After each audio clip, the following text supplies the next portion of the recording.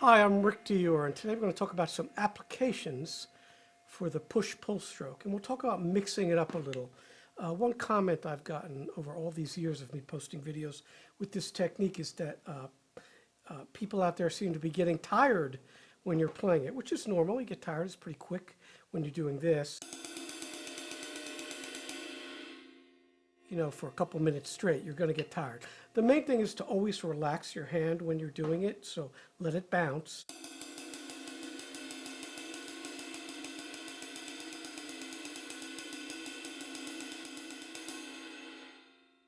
All right, and you know, you build up strength in your wrist. While it's not necessarily a wrist stroke, you are moving your wrist like that and dropping the stick and then kicking it up.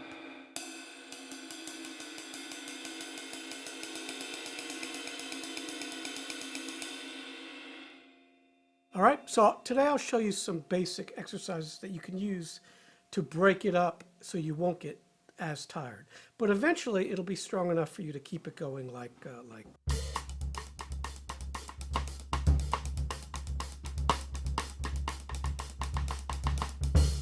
You know, I can keep it going indefinitely, but it does take a while. It's just like if you remember when you were working on splash hi-hat technique, like those of you who have done that, at first, right, your calf was burning and you were saying to yourself, I'm never going to be able to do this. But you will. It's just a matter of building up those muscles that you don't use for anything else for this technique. So one of the exercises I use for this is breaking up the pattern so it's not constantly doing sixteenths and then goosing it along with another part of the drum set. We talked about that goosing along thing in one of my previous videos that I posted recently. So you want to go back and look at that where we're talking about symbiotic relationships between the hands and the feet. And that's what the video is called, symbiotic relationships on the drums. So that helps. So let's say I'm doing this.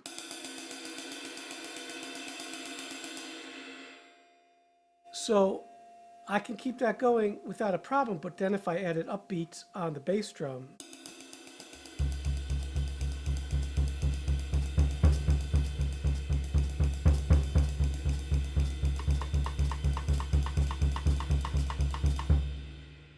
so having those other things under it really helps. Believe it or not, I know it's strange, but when you do it by itself, it's actually more difficult than when you add other parts of the drum set. Don't ask me why. I think that's our brains working there. So a good exercise is to just do upbeats with your bass drum, downbeats with your left hand, or whatever upbeats, eighth note upbeats on your hi-hat. So it would be like this.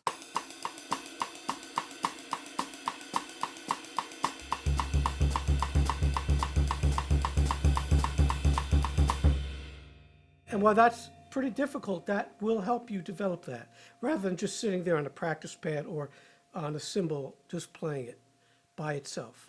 Don't ask me again why it works. It does work, though. This is something I never studied. If you go back to the other videos I've done on push-pull, I saw it back in the early 80s. I went to go see Kenwood Denard as much as possible because I love his playing. Down at the bitter end with Jocko and Delmar Brown, they were doing a trio. Mike Stern played sometimes, I think, but he would do like that push-pull. I think he called it the wood stroke, but so I kind of went home and I would study it, you know, because back then there were no videos or anything. So I'd watch him really intently and then run home on the subway up to my apartment on 122nd Street, New York, and just practice that all night. And then I figured out how to do it on the drum set. So it's probably not the same version as his, but it's similar. So that's what you want to do. You want to do things together. So if you go to page 123 in my book, I'll put this on the screen here. These are these broken rhythms. And if you look at that first one, so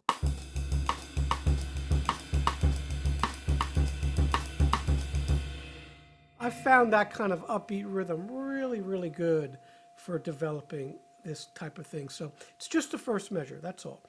And that measure is.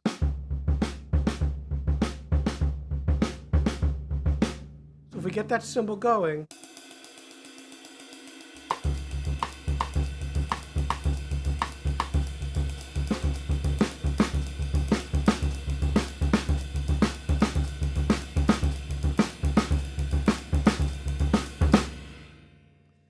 would take something like that and make a groove out of it. So let's see, we're not going to do constant push-pull, we're going to break it up. So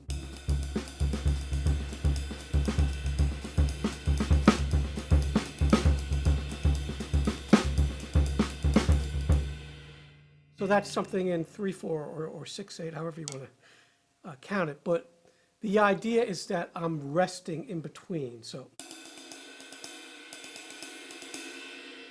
once again,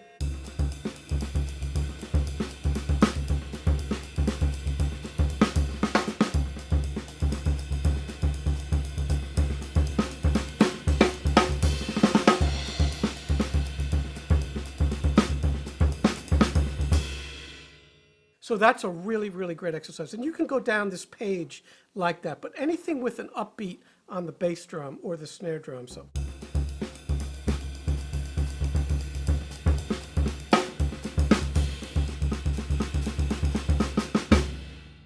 And then you see how I'm playing that kind of loose, like everything's not really connected. It sounds like maybe 3 people playing. That's what I go for. It's kind of like the Steve Berrios approach to great drummer with the Fort Apache Band, Jerry Gonzalez Fort Apache Band.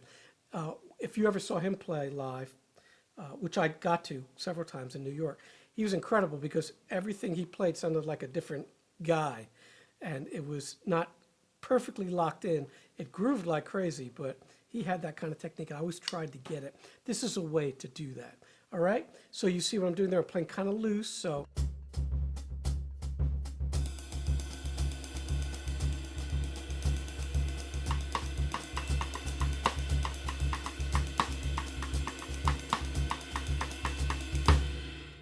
So I hope this helps, and we'll see you next time.